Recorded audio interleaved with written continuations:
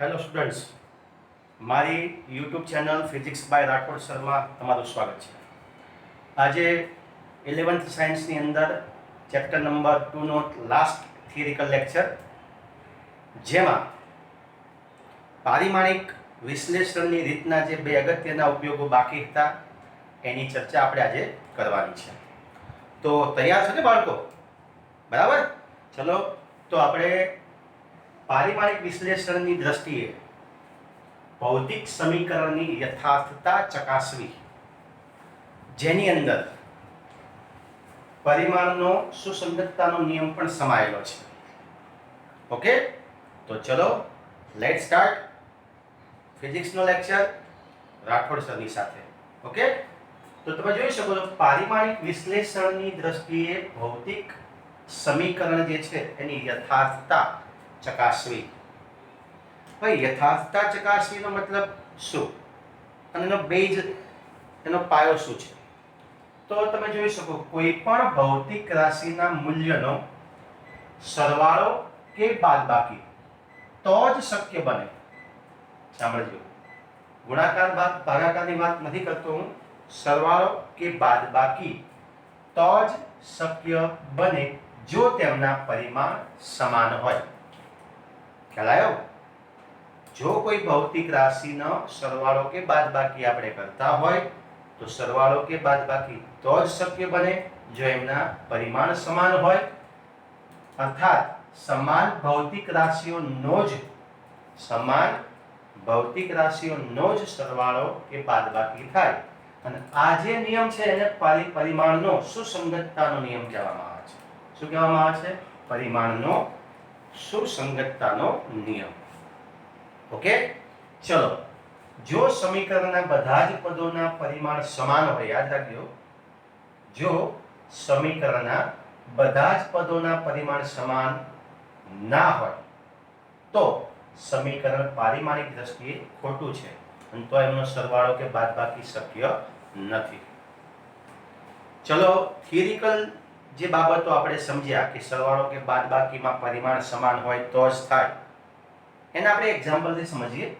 તો અહીંયા એક ગતિના સમીકરણનું બીજા નંબરનું સમીકરણ છે x = x0 + v0t + ½ હવે આપણે બધા જ પદોના પરિમાણ યાદ રાખજો. આ બંને બાજુના પદોના પરિમાણ તો સમાન હોવા જ જોઈએ, પણ સાથે સાથે જેટલા પદ આપ્યા છે એ બધા જ પદોના પરિમાણ પણ સમાન હોવા જોઈએ. તો ચલો બંને બાજુ આપણે પરિમાણ મૂકી દઈએ. ઓકે, ચલો, અહીંયા x અંતર છે, લખી નાખીએ આપણે x, અને x0 શું છે? તો અંતર અથવા સ્થાનાંતર. v0 એ પ્રારંભિક વેગ, એ શું છે? તો કે પ્રવેગ છે, અને t સમય. ઓકે, આ પદ તો બંને બાજુ આપણે દરેક પદના પારિમાણિક સૂત્ર મૂકી દઈએ. તો x અને x0 અંતર છે, અંતરનું પારિમાણિક સૂત્ર શું હોય? તો કે l. ઓકે, l1 લખવું હોય તો લખી નાખ. x0 પણ અંતર છે તો એનું પારિમાણિક સૂત્ર શું આવશે? l1 પ્લસ v0t નું લખી નાખીએ તો v0 વેગ છે, પ્રારંભિક વેગ, તો એનું પારિમાણિક સૂત્ર શું આવશે? તમે જાણો છો, l1 t - 1. અને સમય t, તો t માટે શું આવશે? t1. ઓકે, ખ્યાલ આવી ગયો ને? વેગ માટે l1 t - 1 અને સમય t છે એનો માટે t1. ચલો, હાફ એ પોતે અચળ પદ છે, એનું પારિમાણિક સૂત્ર ના હોય. હવે એ પ્રવેગ છે, પ્રવેગનું પારિમાણિક સૂત્ર શું છે? તો કે l1 t - 2 અને t² છે, જુઓ તમે, તો t એટલે સમય અને એનો હોલ સ્ક્વેર. ચલો આપણે સાદો કાપી દઈએ તો ખ્યાલ આવશે તમને. અહીંયા l1 છે, આ પદ જે છે એનું આખા પદનું પારિમાણિક સૂત્ર શું થયું? l1. ઓકે, આખું પદ સમાન. ચલો, આ બંને તો સમાન છે, દરેક પદનું પદ જોઈ લઈએ. અહીંયા l1, અહીંયા t - 1 t - 1, તો આ t + 1 છે, આ બંને તો તમે જો -1 અને +1 0 થઈ ગયું, તો અહીંયા શું બાકી રહ્યું? L1. બરાબર. ચલો અહીંયા જોઈ લો. L1 t-2 અને t1 પણ એનો સ્ક્વેર છે એટલે t-2 આ +2. આ બંને પણ ઉડી જશે, જેમ આ બંને ઉડી જાય છે એમ આ બંને પણ 0 થઈ જશે. તો અહીંયા પણ શું બાકી રહેશે? ઓકે, તો તમે જોઈ શકો બધાના પરિમાણ સમાન છે. L1 is equal to L1 is equal to L1 is equal to L1. તો આ જે સમીકરણ છે, સમીકરણ 1 લખીએ તો સમીકરણ 1 પારિમાણિક દ્રષ્ટિએ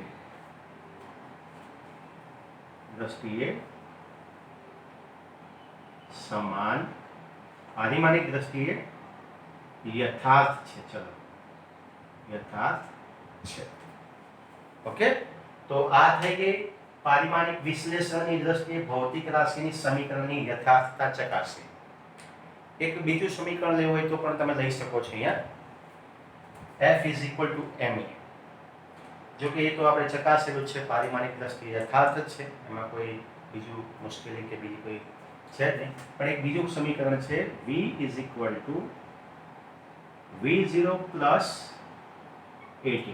બીજી કોઈ એક્ઝામ્પલ લઈ લઈએ, જગ્યા છે તો અહીંયા V અને V0 શું છે? તો V અને V0 વેગ, A શું છે? પ્રવેગ, અને T સમય છે. આ T શું છે? સમય. ચલો આપણે ત્યાં પારિમાણિક સૂત્ર મૂકી દઈએ બંને બાજુ એટલે ખ્યાલ આવી જાય તમને. ચલો, વેગનું પારિમાણિક સૂત્ર L1 t-1. ચલો, અહીંયા પણ આ પણ વેગ છે તો L1 t-1 પ્લસ A. તો A માટે L1 t-2. પ્રવેગ માટેનું પારિમાણિક સૂત્ર શું છે? L1 t-2 અને અહીંયા t1 તો છે જ. આના માટે સાદું આપી દઈએ તો L1 t-1 is equal to L1 t-1 is equal to L1 is equal to કરી નાખીએ L1. તમે જોઈ શકો -2 અને +1 એટલે અહીંયા શું આવશે? t-1. તમે જો બધા જ પારિમાણિક દ્રષ્ટિએ કેવા છે? સમાન. દરેક પદ સમાન છે. તો આપણે લખી શકીએ કે આ સમીકરણ શું છે? તો પારિમાણિક દ્રષ્ટિએ કેવું છે? યથાર્થ છે. ઓકે, તો આ પારિમાણિક વિશ્લેષણની રીતથી કોઈ પણ પારિમાણિક સમીકરણ તમને આપ્યું હોય, કોઈ પણ ભૌતિક સમીકરણ આપ્યું હોય તો એની યથાર્થતા તમે આ રીતે ચકાસી શકો છો. ચલો, હવે બીજો એક લાસ્ટ ઉપયોગ, અને અહીંયા આપણે આ ચેપ્ટર આખું પૂરું કરીએ છીએ. તો તમે જોઈ શકો છો કે ભૌતિક રાશિઓના રાશિઓ વચ્ચેનો સંબંધ મેળવવો. તમે કોઈ સમીકરણ જાણતા નથી, પણ તમને એટલો ખ્યાલ છે કે એ ભૌતિક રાશિ કઈ ભૌતિક રાશિ પર આધાર રાખે છે એટલું જો તમે જાણતા હોય અને દરેકના પારિમાણિક સૂત્ર તમે જાણતા હોય તો તમે જાતે એમને સાંકળતું સમીકરણ બનાવી શકો છો. ચલો, કઈ રીતે બનાવી શકીએ એનું એક એક્ઝામ્પલથી આપણે જોઈ લઈએ. એટલે તમે આખો જે કન્સેપ્ટ એનો ઉપયોગ કઈ રીતે કરો, અથવા કોઈ પણ પ્રકારનો સમ્સ તમને સ્વાધ્યાયમાં પૂછે તો તમે ઇઝીલી એને સોલ્વ કરી શકવા જોઈએ. તો ચલો, ઉદાહરણથી અને એક્ઝામ્પલથી સમજીએ. તો ભૌતિક રાશિનો સંબંધ મેળવવા માટે મેં એક બહુ સરળ અને જાણીતું સૂત્ર અહીંયા ઉપયોગમાં લીધું છે કે ગુરુત્વ બળની અસર હેઠળ દોલન કરતા સાદા લોલકનો આવર્તકાળ. તમને ખ્યાલ છે સાદું લોલક તમે બધાએ જોયું હશે કે આ રીતે સાદું લોલક છે આમ લટકાયેલું, અને આ જે લોલક છે એ ગુરુત્વ બળની અસર હેઠળ શું કરે છે? આ બાજુ અને આ બાજુ શું કરે છે? દોલન કરે છે, બંને બાજુ. તો એનો જે આવર્તકાળ છે એ ધારો કે લોલકની લંબાઈ L, ગોળાનું દળ m અને ગુરુત્વ પ્રવેગ g પર આધારિત છે. આવું આપણને આપ્યું છે. તો પરિમાણની રીતનો ઉપયોગ કરીને આપણે આવર્તકાળનું સૂત્ર મેળવવું છે. તો તમે જોઈ શકો છો કે આ જે છે એ લોલકની લંબાઈ L છે, બરાબર, એના મધ્ય બિંદુ સુધી. પછી આ જે છે એનો ગોળાનું દળ તમને m આપેલું છે. અને ક્યાં કામ કરે છે ગુરુત્વ બળની અસર, તો ત્યાં ગુરુત્વ બળ કેટલો આપ્યો છે તમને g આપેલો છે. તો આવર્તકાળ આ ત્રણ બાબતો પર આધારિત છે. ચલો એનો ઉપયોગ કરીને જે રકમમાં આપ્યું છે એનો જ ઉપયોગ કરીને આપણે સમીકરણને મેળવીએ. તો અહીં લખ્યું છે આવર્તકાળ t નો આધાર શું છે, કઈ ભૌતિક રાશિ, તો ભૌતિક રાશિ L, M અને G પર આધાર રાખે છે. બરાબર. તો ગાણિતિક સ્વરૂપે નીચે લખીએ તો શું થાય, t કોના પર આધાર રાખે છે સમજો ધ્યાનથી. તો t ચલે છે LA, MB અને GC, જ્યાં ABC એ શું છે ભૌતિક પરિમાણ છે, બિલોંગ્સ ટુ R, વાસ્તવિક સંખ્યા હોઈ શકે છે. તો અહીંયા તમે ABC ની જગ્યાએ કોઈ પણ ABC A થી Z સુધીનો કોઈ પણ સ્મોલ અક્ષરનો ઉપયોગ કરી શકો છો તમારી ઈચ્છા મુજબ, એટલે ચિંતા ના કરવી. તો માટે એને આપણે સામાન્ય સમીકરણની રીતે લખીએ તો T K LA MB અને GC, ઓકે, જ્યાં K એ પારિમાણિક અચળાંક છે, ABC belongs to R, જે આપણે આગળ વાત કરી એ પ્રમાણે. એને આપણે સમીકરણ નંબર 1 આપી દીધું. બહુ સરળ બાબત. આટલું પહેલા તમારે શું કરવાનું, આ પદ લખવાનું છે, પછી આ પદ લખી નાખો, સમીકરણ નંબર 1. હવે જે સમીકરણ નંબર 1 છે એમાં બંને બાજુ પારિમાણિક સૂત્ર લખી નાખવાના છે. ચલો, આવર્તકાળ એટલે સમય છે. સમયનું પારિમાણિક સૂત્ર શું આવે, તો સમય પોતે મૂળભૂત ભૌતિક રાશિ છે, એટલે એનો એક જ પારિમાણિક સમીકરણ m0, એનું દળનું પરિમાણ ના હોય, એનું લંબાઈનું પરિમાણ પણ ના હોય, માત્ર m0 l0 t1. ઓકે, પછી આગળ ચાલીએ. k અચળાંક છે, એનો પારિમાણિક સૂત્ર ના હોય.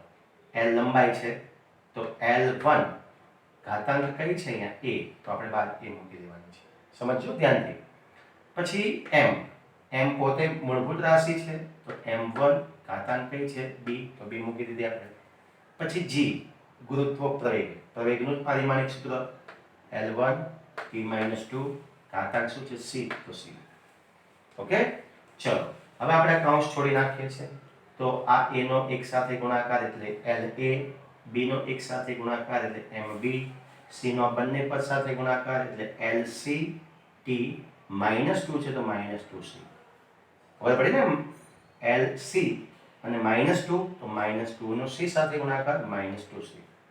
ચલો, સમાન જે આધાર હોય એના ઘાતાંકનો સરવાળો થાય એવું આપણે જાણીએ છીએ. ઓકે, તો હવે તમે જુઓ કે આ પદ અહીં આપણે એમને લખી નાખ્યું છે અને આ જ ક્રમમાં આપણે પાછળના પદને ગોઠવીએ. તો પહેલા m વાળું પદ આપણે આગળ લઈ લઈએ. m નું આખામાં એક જ પદ છે એટલે mb એમને એમ જ. l વાળા બે પદો છે, આધાર સરખો હોય તો ઘાતાંકનો સરવાળો થાય, તો અહીંયા a અને c, તો a + c થાય. ચલો, t વાળું એક જ પદ છે, t -2c. હવે શું કરવાનું, તો આ જે સમીકરણ તમને આ રીતે તમે જ્યારે આવી ગોઠવણ થઈ જાય પછી તમારે બંને બાજુના જે આધારો છે એના પરિમાણને શું કરવાના, સરખાવવાના.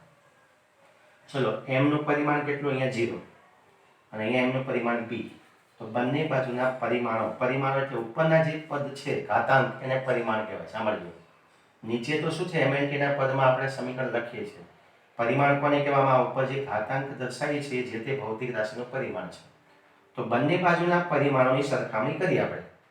ચલો, અહીંયા b છે, m નું m જ સાથે સરખામણી કરવાની, l ની l સાથે, t ની t સાથે. ક્રોસ મેચિંગ, ક્રોસ સરખામણી કરવાની થતી જ નથી, એટલે ક્યારેય એવી ગોખણ પટ્ટી કે એવું મિસ કન્ફ્યુઝન નહીં ઉત્પન્ન કરવાનું. તો b c, તો b = 0. ચલો, ઓકે, b નું મૂલ્ય આપણને મળી ગયું, એને આપણે સમીકરણ નંબર 2 આપી દઈએ. ચલો, પછી આપણે a + c = તો a + c l, તો અહીંયા l માટે પરિમાણ કેટલું 0, તો a + b = 0. બરાબર. હજુ આપણે આમાં a અને c ની કિંમત જાણતા નથી એટલે એમને એમ રાખીએ, સમીકરણ નંબર 3. ઓકે, ચલો, -2c નિશાની સાથે જ લેવાનું છે, નિશાની ધ્યાનમાં રાખજો તમે, નિશાની જે આપી હોય નિશાની અહીંયા લેવાની છે. તો -2c એનું પરિમાણ કેટલું છે 1, તો -2c = 1. આના આપણે એ સમીકરણ નંબર 4. ચલો, હવે સામસામે સરખામણી કરો તો c શોધવું હોય તો આ માઈનસ આ બાજુ આવશે, 2 પણ આ બાજુ આવશે, તો -1/2. c નું પદ પણ મળી ગયું આપણને, એટલે b મળી ગયો, b 0 છે, c નું મૂલ્ય -1/2. ચલો, આ કિંમત આપણે આ સમીકરણ નંબર 3 માં વાપરીએ c ની જગ્યાએ, તો a + c = 0. c કેટલા મળે આપણને -1/2, તો a -1/2 = 0, તો a = 1/2. તણેતર તણેતર જે પદ છે એ બી સીનું મૂલ્ય આપણને લોપની, આ તો બહુ સરળ પદ્ધતિ છે, એટલે તમે બહુ સરળતાથી કિંમત મૂકીને મેળવી શક્યા. ક્યારેક એવું પણ આવે છે બહુ જ જટિલ સમીકરણ બનતા હોય તો લોપની રીતનો ઉપયોગ કરીને પણ તમારે જેટલા તમે પરિમાણ એબીસી લીધા છે એની કિંમત તમારે મેળવવી પડે. એ સાચી આવશે તો જ તમારું સમીકરણ સાચું બનશે. ચલો, તો બીની 0 કિંમત, સી -1/2 અને એ 1/2. ચલો, આ ત્રણ જે પદો છે એબીસીની જે કિંમત છે ને સમીકરણ નંબર 1 માં આપણે આમાં મૂકવાની છે. તો મૂકી દઈએ p k l કેટલા છે, l ની ઘાતાંક કઈ છે a, અને a કેટલા છે 1/2, તો 1/2 મૂકી દો. m ની ઘાતાંક b 0 0 મૂકી દો. g ઘાતાંક c માટે -1/2 તો -1/2. 1/2 એટલે રૂટ થાય, અને માઇનસ છે એટલે એને આપણે અંશ કરવો હોય તો, એટલે ટૂંકમાં પ્લસ કરવો હોય તો નીચે લઈ જવું પડે. તો માટે આ સમીકરણ તમે જો તો આખું પદ 0 વાળું પદ તો 1 થઈ જશે, એટલે m વાળું પદ નીકળી જશે. તો શું વધ્યું, k l 1/2, g -1/2, બંને રૂટમાં છે. l પ્લસ છે એટલે અંશમાં, આ માઇનસ છે એટલે એને આપણે છેદમાં લઈ ગયા. તો k √l/g. k નું પરિમાણ આપણે જાણતા નથી, પણ પ્રાયોગિક રીતે જો મેળવવામાં આવે તો k નું મૂલ્ય 2π મળે છે. તો 2π મૂકી દઈએ તો k 2π √l/g. આ સમીકરણ તમે જાણો છો આવર્તકાળ માટે. તો આ થયું ગુરુત્વ બળની અસર હેઠળ દોલન કરતું જે લોલક છે એના આવર્તકાળને શોધવા માટેનું સમીકરણ, જે આપણે પારિમાણિક વિશ્લેષણની રીતનો ઉપયોગ કરીને એક થિયરિકલ મેળવ્યું. આ રીતે તમે કોઈ પણ સમીકરણ મેળવી શકો છો. તમે જાણતા હોય, એનો આધાર તમે જાણતા હોય. હા, એ વસ્તુ નક્કી છે કે આ રીતનો ઉપયોગ કરવા માટે m l t એમ ત્રણ પદોના જ સમીકરણ હોય તો જ એને પારિમાણિક દ્રષ્ટિએ આપણે મેળવી શકીએ છીએ. ચલો, તો પારિમાણિક વિશ્લેષણની જે રીત છે એની કેટલીક મર્યાદા છે. લાસ્ટ જે તમારી થિયરી છે, મર્યાદા પણ આપણે ફટાફટ જોઈ લઈએ. ઉપયોગી પદ્ધતિઓ પણ છે, પણ કેટલીક મર્યાદા પણ છે. ખામી ના કહી શકાય, પણ મર્યાદા છે, એનાથી આગળ તમે ના વધી શકો. તો કઈ કઈ મર્યાદા છે? તો મેં તમને પહેલું કીધું કે તમે આ રીતનો ઉપયોગ ક્યારે કરી શકો કે એમાં m l t આ ત્રણ મહત્વની સંજ્ઞાઓ છે. પારિમાણિક વિશ્લેષણની રીતથી તમારે જો સૂત્ર કોઈ મેળવવું હોય તો આ ત્રણ પદોમાં જ હોવું જોઈએ. મતલબ કે મેક્સિમમ 3 સમીકરણ તમને મળે અને એનો ઉપયોગ કરીને જ તમે આ સૂત્ર મેળવી શકો છો. જો 3 કરતાં વધુ પદો હોય અથવા પરિમાણ હોય અથવા એના ભૌતિક રાશિ સંકળાતી હોય તો પછી આ પારિમાણિક વિશ્લેષણની રીતથી તમે સમીકરણ મેળવી શકતા નથી. જેમ કે આપણને મળ્યું કે ભાઈ m l t 3 પદો છે, m l t a હોય તો ના મળે. પછી આ 4 ભેગા થાય તો પછી મેળવી શકાતું નથી. આ પહેલી મર્યાદા છે. m l t ના પદમાં હોય તો જ આ વિશ્લેષણનો ઉપયોગ તમે કરી શકો છો. બીજું, કોઈ પણ સમીકરણમાં જો પારિમાણિક અચળાંક પરિમાણ રહિત હોય અને કોઈ એકમ છે જ નહીં, તો આવા જે પરિમાણ રહિત અચળાંકો છે એના અંક વિશે આપણને માહિતી આ સમીકરણથી નથી મળતી, અને આપણે અલગ પ્રાયોગિક રીતે મેળવવા પડે. જેમ કે આપણે કીધું કે k 2π, પણ 2π ની કિંમત આમાંથી કંઈ ના મળે, તમારે અલગથી એને પ્રાયોગિક રીતે મેળવવી પડે છે. તો એવા જે પરિમાણ રહિત અચળાંકો છે એની માહિતી આપણે અહીંયા મેળવી શકતા નથી. ત્રીજી મર્યાદા જે છે કે